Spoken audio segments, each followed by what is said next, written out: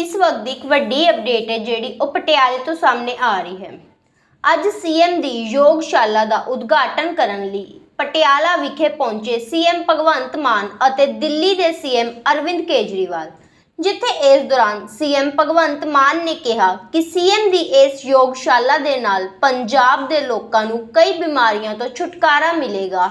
ਇਹਦੇ ਨਾਲ ਉਹਨਾਂ ਦੱਸਿਆ ਕਿ ਇਹ ਯੋਗਸ਼ਾਲਾ ਪਹਿਲਾਂ ਦਿੱਲੀ ਦੇ ਲੋਕਾਂ ਦੀ ਮੰਗ ਰਹਿ ਚੁੱਕੀ ਹੈ, जिस दी लोकां वल्लों बहुत शलाघा की जाती है।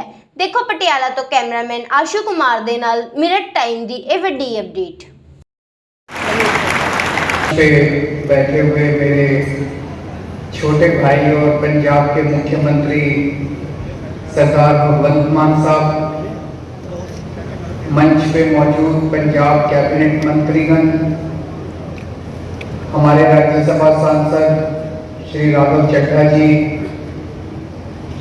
मंच पे मौजूद हमारे सभी एमएलए, पंजाब सरकार के सभी अधिकारीगण और आज इस कार्यक्रम में आए हुए सभी भाइयों बहनों, माताओं, बुजुर्गों, बच्चों, आप सबको मेरा नमस्कार, सबको सत श्री अकाल। दोस्तों, आज ये सीएम दी योगशाला का शुरुआत करने के लिए मान साहब ने मुझे आज यहाँ पे आमंत्रित किया। मैं आज बहुत बहुत बहुत खुश हूँ। ये एक नया एक्सपेरिमेंट हम लोगों ने दिल्ली में शुरू किया था। दिल्ली के अंदर गवर्नेंस में बहुत नए नए प्रयोग किए जा रहे हैं। शिक्षा के क्षेत्र में, स्वास्थ्य के क्षेत्र में, बिजली के क्षेत्र में, पानी के क्षेत्र में, इंफ्रास्ट्रक्चर के क्षेत्र में, सेहत के क्षेत्र में नए नए प्रयोग किए जा रहे हैं और उसमें कई सारे ऐसे प्रयोग हैं जिसमें बहुत अच्छी सफलता मिलती जा रही है। और दिल्ली से सीख के देश भर के अंदर ये प्रयोग जगह जगह फैल रहे हैं। उसी में एक प्रयोग था लोगों को योगा कराने का। तो आज उद्घाटन किया जा रहा है। अगर आप 25 लोग कहीं भी इकट्ठे होकर योगा करना चाहते हैं, 25 लोग, अगर 4-5 लोग होंगे और उसके लिए टीचर भेजना तो महंगा पड़ेगा सरकार को। तो अगर आप 25 लोग मिलके अपने मोहल्ले के अंदर, कॉलोनी के अंदर अगर 25 लोग मिलके योगा करना चाहते हैं, तो ये जो आज फोन नंबर जारी किया जा रहा है, इस फोन नंबर पे एक मिस कॉल करो और वहां पे अपना एड्रेस वगैरह लिखवा दो, नंबर लिखवा दो। पंजाब सरकार आपको फ्री में योगा टीचर प्रोवाइड करेगी। डेली सुबह आके टीचर आपकी सुविधा के अनुसार, जितने बजे आपको सुविधा होगी उतने बजे पंजाब सरकार से एक टीचर आके आपको फ्री में योगा सिखाएंगे। ये आज पहला फेज है। केवल 4 शहरों में आज शुरू कर रहे हैं। फगवाड़ा, पटियाला, अमृतसर, लुधियाना, राइट? इन 4 शहरों में आज से शुरू कर रहे हैं। थोड़े दिन के बाद जब यहाँ पे स्टेबलाइज हो जाएगा, इससे जो सीखने को मिलेगा उसके बाद धीरे धीरे करके पूरे पंजाब में, हर पिंड में, हर गली में, हर मोहल्ले में पंजाब के 3 करोड़ लोगों को योगा करवाएंगे, फ्री में योगा करवाएंगे।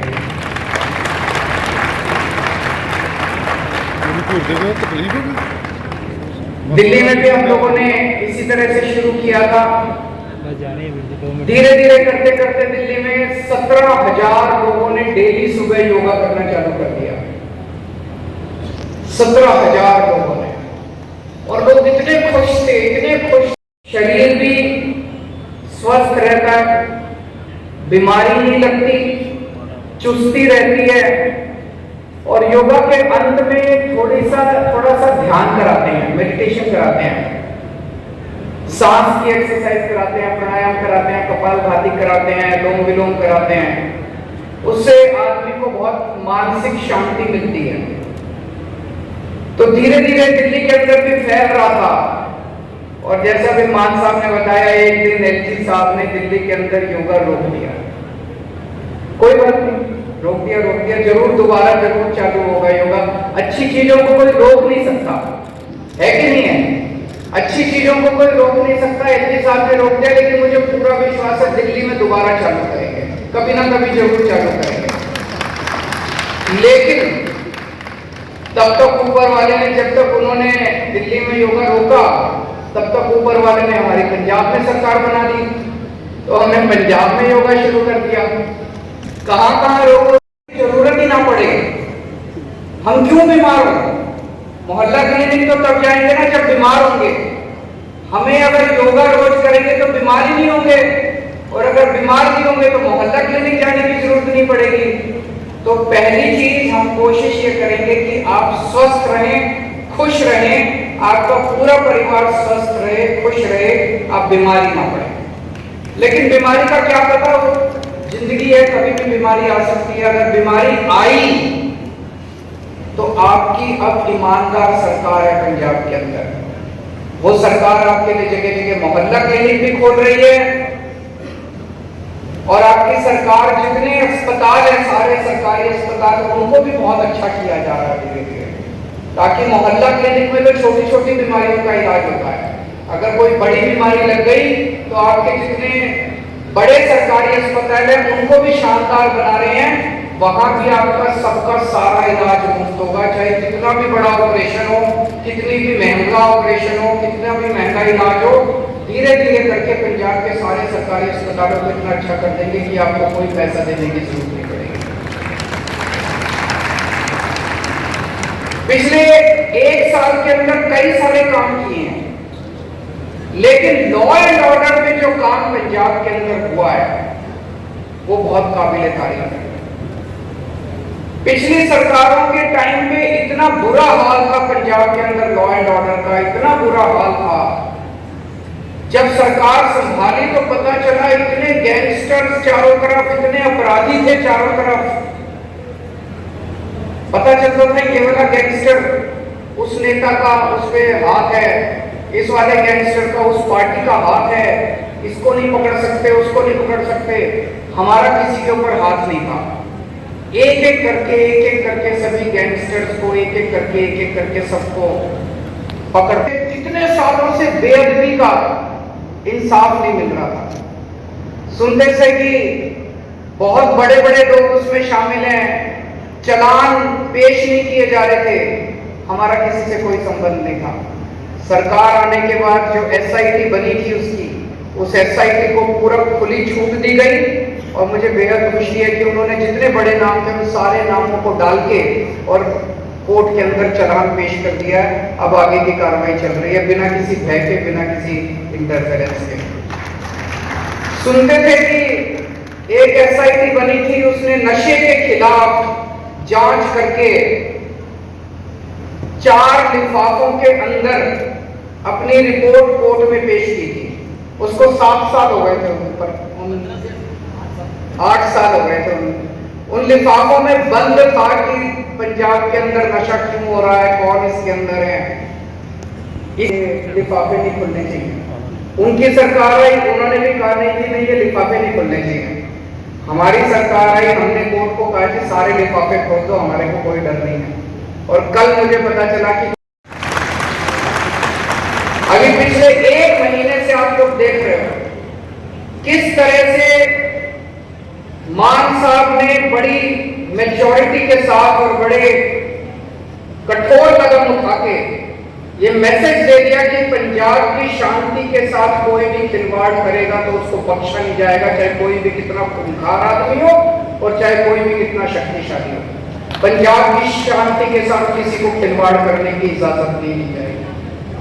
और पिछले 1 हफ्ते से आप लोग देख रहे हो देश के अलग अलग हिस्सों के अंदर से खबर आ रही है, रामनवमी के मौके पे पता चल रहा है वहां दंगे हो गए, वहां दंगे हो गए, वहां दंगे हो गए। पंजाब में एक भी दंगा नहीं हुआ। पंजाब में शांति है।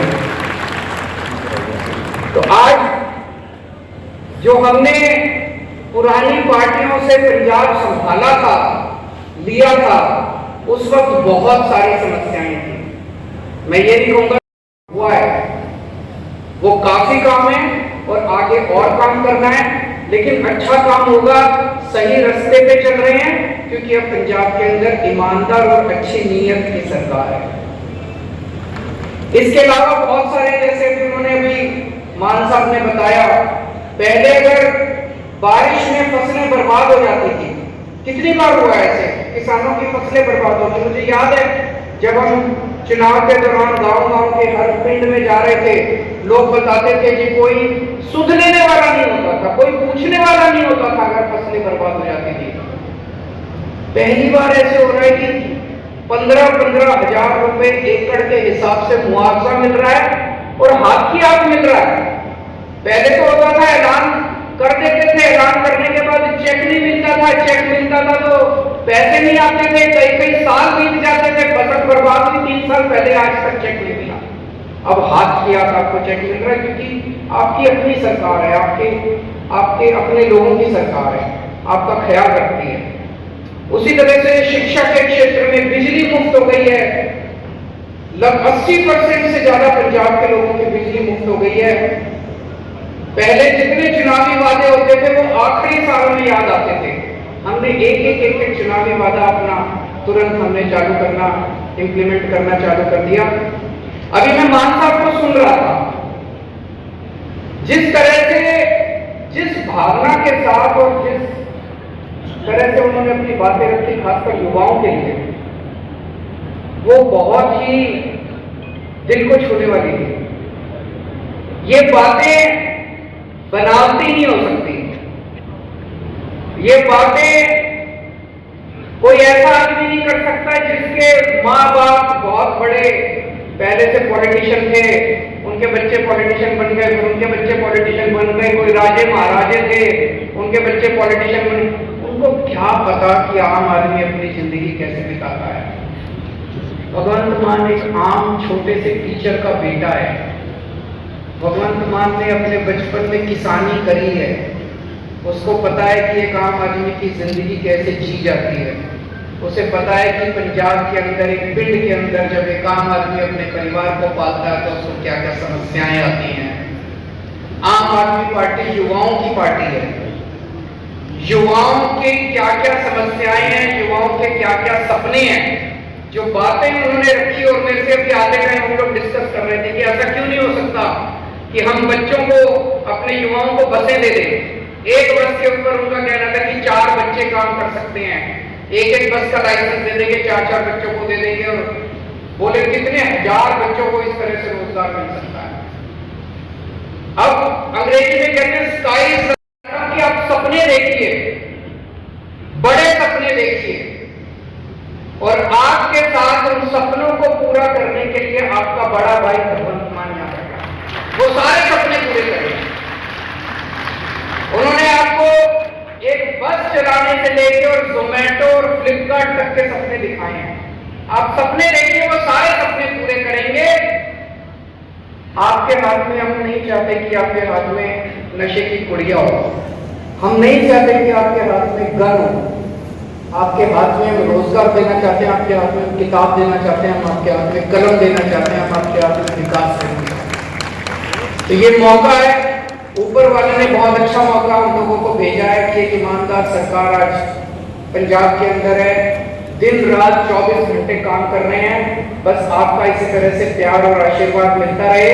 और इस वक्त जितने लोग टीवी के ऊपर हमारा प्रोग्राम देख रहे हैं, सबको मैं कहना चाहता हूँ 25-25 लोग इकट्ठे हो जाओ, इस मौके का फायदा उठाओ, योगा क्लासेस को ज्वाइन करो। मैं आपको श्योर कर रहा हूँ बहुत मजा आएगा। अभी शायद केवल सुबह शुरू कर रहे हैं, दिल्ली के अंदर हमने सुबह और शाम को शुरू कर दी थी। महिलाओं को सुबह दिक्कत होती थी क्योंकि महिलाओं को अपने बच्चों को सवेरे सवेरे स्कूल भेजना होता है, हस्बैंड को भेजना होता है, तो महिलाएं शाम को किया करती थी, उनको सहूलियत। तो जो जहां जैसे चाहता था, जितने बजे, कोई कहे मेरे को इतने बजे क्लास करनी है, 25 लोग हैं, हम वहां पर उतने बजे क्लास कराएंगे। बहुत बहुत शुक्रिया।